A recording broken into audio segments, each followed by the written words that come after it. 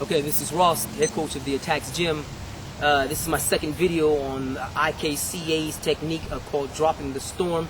I'm creating this video because I had read the write-up only on the technique on a website called Kenpo.com, and what struck me immediately was there's some functional difficulties I was having with it. So I talked to the more learned, more senior instructors there, the guys who are professors and grandmasters. I'm master rank, I'm fifth degree black belt, and I've been training my entire life, well past 20 years.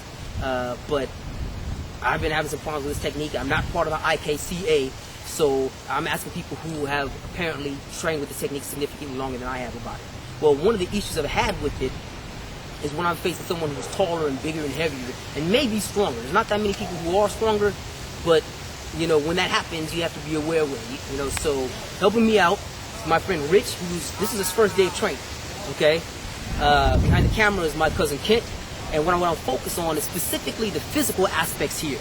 Okay, I'm going to the dropping the storm is supposed to be done against the step through right punch, and the block here is supposed to be against the humerus bone. Is specifically supposed to stop this left hand from coming. But what happens is when he steps through with his right hand, right leg, and the block here, the fact that he's taller and bigger, and you stepping in the block brings you closer to the hand. It also brings you closer to his head. Even under the best case scenarios, when you roll him back, he still can reach you. Reach out and get that hand, Richard. He can still reach you with his hand.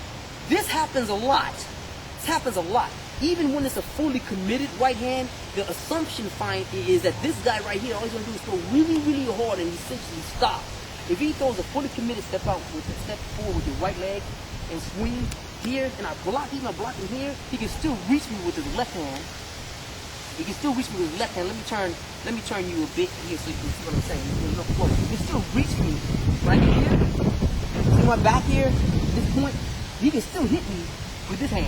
If he wants, go to left, bam. He can bring hand back. He can raise your right knee and hit me even with that. Even when, let me show you again. He steps forward, I block here. He can still hit me with this. See that? If I go and check his knee, he's coming forward here. He can still hit me with his left hand, and his body weight is still coming. If I step back, as they said to do, step forward, and I step back. Now I'm taking the energy that I wind up having to do something different with it. Here, bam, bam. I cannot hit the assault or going backwards. What I would wind up essentially having to do is a type of toe. So I turn this way, use my right leg outside here, grabbing onto his shirt or whatever it is, pulling here. I wind up dropping him here. Down he'll go, and then from here I have to actually execute the rest of the techniques.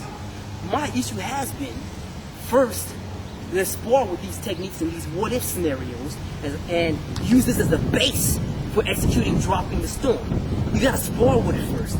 And the write-up doesn't really seem to include these kind of realities, especially the idea of being attacked by surprise, or in a multi-fight, or against somebody who's doing combination or has skills.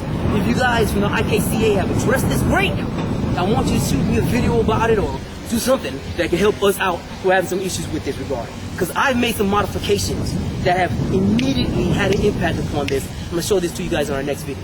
Again, this is Ross, head coach of the Atacx gym. Behind the camera is my cousin Kent. Help me out is my friend Rich. Thank you for your time.